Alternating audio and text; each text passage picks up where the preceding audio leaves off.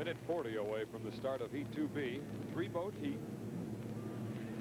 Atlas, they're saving one engine for the final heat. Chip was saying that they test all 4, and then they decide from there which one is running the best, and they'll save it for the final, which only makes sense. As everybody keys now, look at the Toyota Volvo will come to the inside of the course, and what Ron will do is make a circle around, because Ron knows full well that he's simply going to have to, giving up horsepower to the other 2 boats, he's simply going to have to grab the inside lane, and the timing on the starting line has got to be absolutely perfect. He's got to make everybody else drive a wider race course, so he'll be looking for that inside lane. I think in terms of the Budweiser, that Ron Armstrong will probably let anybody have the inside lane rather than dice for it. He's just going to stay out of trouble. Chip, on the other hand, would probably like the inside water as well, so let's see how they shape up. Down in the south third, under a minute before the start of this heat. Way back is the Budweiser right now. Chip Hanna on the inside with the Atlas van line. The Blue Blaster, the new boat this year. What a great job they did dialing that boat in with a second place finish in Miami. Literally before the paint was dry. They couldn't even test in Seattle. They went down to Miami and came up second place behind the Budweiser. Here they go down the backstretch. That's the Atlas on the right. On the far left, Ron Snyder in the Kenny Toyota. Past the entrance buoy into the north turn. The log boom high above, where those rollers come off of there quite often with all those big boats in there. But we haven't seen any. Not today, anyway. Not on that part of the course. Not quite the traffic jam that we've seen in the past. All 3 of the boats in good shape as far as the clock, down to 5, 4, 3 seconds. Should be a clean start. Everybody's a little bit late. Here we go. Heat 2B.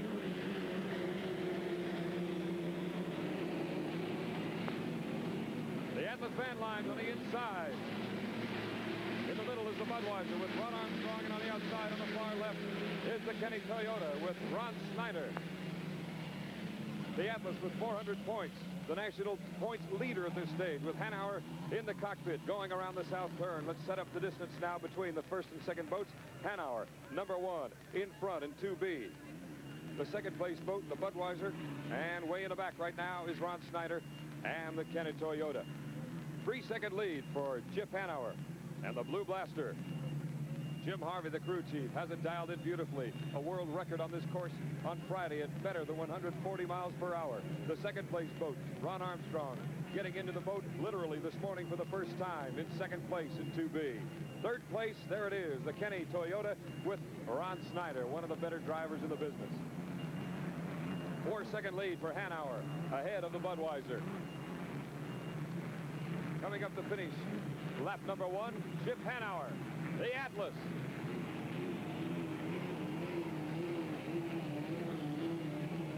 Second place, the Budweiser.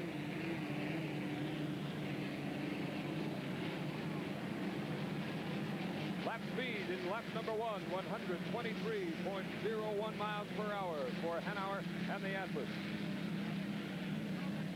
Between second and third, 3-second lead now for the Budweiser, and a 4-second lead for Hanauer over the Bud. The Bud in second place, 3 seconds ahead of the Kenny Toyota. Skid fin digging in down there in that south third. New propeller on that boat, working very well. They'll save another propeller, as a matter of fact, for the final heat, along with the new engine. They don't want to get it dinged up or scratched badly, whatever the case might be, in earlier heats. So they're saving a new engine and a new prop for that final. Hanauer, your lead. All you see is rooster tail. Here comes the Budweiser. And on the top of the screen, the Kenny Toyota, Ron Snyder. This boat put together last winter after they decided to come back and race, and the Atlas Van Lines people wanted to continue to stay in the hydroplane racing business. Hanauer got the ride, and he's riding well. 5-second lead for Chip Hanauer. His father standing on the beach, Stan Hanauer, one of the engineers, crew members of the pay-in pack, wishing his son well. As he put it, I know who I'm rooting for when that race starts. Ron Armstrong, the U1, defending national champion boat. And the Kenny Toyota with Ron Snyder. Those Allisons cooking away. Lap speed considerably slower, 117.6 miles per hour for that boat, the Blue Blaster. They're working with 4 engines this year, or this week, as a matter of fact. 6-second lead for Chip. Big, beautiful Merlins. They've talked about going to Griffins next year, but they don't know now. The way the boat has run so well, when you've got a world record, you can't argue with it. And they may stay with those Merlins for some time. It was designed, though, to carry Griffins if they wanted to go that direction in 1983. There you can see the distance. Big distance. We've got one boat. The Budweiser just went dead in the water. And the Toyota just went bad. In the backstretch coming out of the south turn, the Budweiser has gone dead in the water. So now we have a two-boat race. This, the Atlas, and there's the Budweiser. Snyder all right. It looks like it's just an engine malfunction. And in the meantime, that boat stays out on top. The Gold Cup winner of 1982, Chip Hanauer and the Atlas Van Line. Rod and Mike, this boat is running better than ever. Very, very definitely is. I've not seen the Atlas as steady as she is now. Of course, the pressure really not on, but Chip wants to keep those speeds hot. He wants to be sure he can get the best functional testing out of all the engines they have so they can make the right choice for the final, of course. And the Kenny Toyota is running very, very strongly as well. I think after he got out of position, it didn't find the inside lane when he wanted it and had to settle for the outside lane. He decided he would lay back. But we have the Budweiser dead in the water, so the Kenny Toyota gets the advantage on points now. Atlas Van Lines on lap 4 heading into the backstretch. We'll go by the Budweiser in just a moment. Down past the log boom, one of the popular places to watch the race from. You're very close to the course over there, much closer than from the shore. You saw the blur go by. That was the Budweiser. Hanauer slowing down. You can tell visibly that he's not going quite as hard now. He doesn't need to. It'd be silly to press the boat now. 13-second lead for Chip. Now it's simply a case of saving those engines. What a beautiful boat. Rod, I would think that even as you compute the points, that the Budweiser, even going dead, still has sufficient amount of points to make this final if the attrition rate comes through the way it does. Should. Yeah. Yeah, he'll be all right with 300 points. Completing lap 4, Chip Hanauer, the Atlas. One more to go for his second straight win of the afternoon. His time, his speed, 111.4 miles per hour. So he's gone 123, 117, 115, and 114. So he can have a cup of tea right now and do just fine. Completing lap 4 of the Toyota with Ron Snyder. Another one of our shots from Sky King going into the south turn. So the Toyota's going to pick up a nice 300 points for a second there. That'll give him about 500. 16-second lead for what it's worth between the two boats. Chip is read a book in that time. He's doing some cornering testing too. Something that he has not done before. We noticed him skim the apex buoy. He likes to cut it off right there and come right close and slide out at the exit pin, good 2 or 3 lanes off the pin. Remember last week when he was racing the beginning of 2B, suddenly had a terrible torque problem of pulling to the left, and at the beginning of the race, in fact, the beginning of the first lap, rather, he just came straight into the pits because he was pulling so badly to the left. They found no problem, and it has never occurred since, so they assumed that maybe it picked up some debris while it was getting ready to start that race. Chip Hanauer completing lap 5 and 2B. 800 points for Chip. Well out in front now as the national point leader. Ron Snyder coming in second place, coming around the north third. He did his job. He got the points. He'll get 300. That gives him 500 total.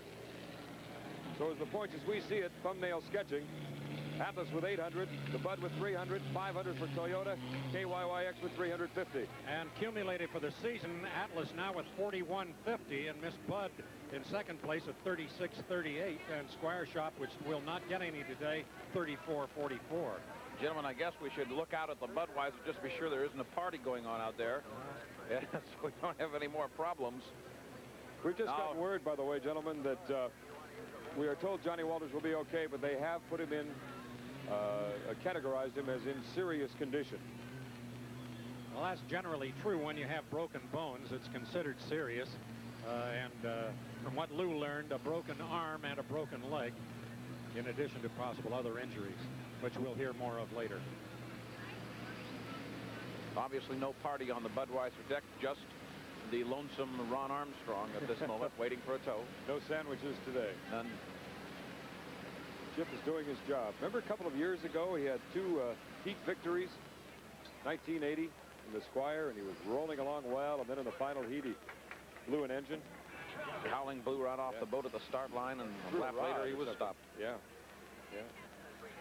It's advertised, and he feels very, very strongly that that he is virtually at his prime now. Well, plus it's the old saying, he's expected to win now rather than a hopeful. And with that comes an awful lot of weight on those shoulders. But with now with the fan plan, he's got 800 points. Yeah. He'd be really sitting in the driver's seat under the old style because there aren't that many boats with points. Now he still can't walk in there. He's got to race and win in the championship heat to win the title today. That's correct, and for virtually everyone in the championship heat has a shot at it. First, and then we'll talk to you. Dos Equis, Chip, we'd like to present you the plaque, Dos Equis plaque for Heat 2B. Congratulations. Thank you very much. It's so nice to have Dos Equis involved. Thank you. Chip, I want to ask you about the run first, and that is, after a while, you managed to put out a sizable lead there. How do you compare it to the first heat, I guess? Well, I think Budweiser's still doing the same thing. You know, I think Ron's just feeling out the boat and bumping it around a little bit and trying some things with it so he feels comfortable. And then I think in the finals when they're going to take a run at him. That's going to be interesting. So really what you've seen so far, you don't think you've seen anything, basically, huh? No, I don't think they've showed us anything yet. I think they're waiting for the final. I think that's a smart move on their part. Okay, they've gone dead in the water, but we understand they have enough points, obviously, to make it into the final. They're already making the engine change before the boat even gets here. Are you going to make any changes now from what you've been running in the first two heats? Yeah, we're going to make an engine change and stick with our game plan as we were going to for the final anyway. And we weren't even going to run this engine 2 heats, but we really haven't had to lean on it too hard, so we figured, well, what the heck, we'll run it one more time. Okay, one of the things I wanted to ask you was about the in Pasco and here for that matter. Have one good heat, you get good speed, and then suddenly once the race began, in Pasco, for example, you weren't able to really. And today you've been able to race without really pushing it too much. Do you expect a problem trying to do that since you haven't done it all day? No, we're fine right here. No, I don't think a problem like that. You know, the crew right now is going to go over every nut and bolt and every piece of wire in the boat and make sure that something like that doesn't happen again.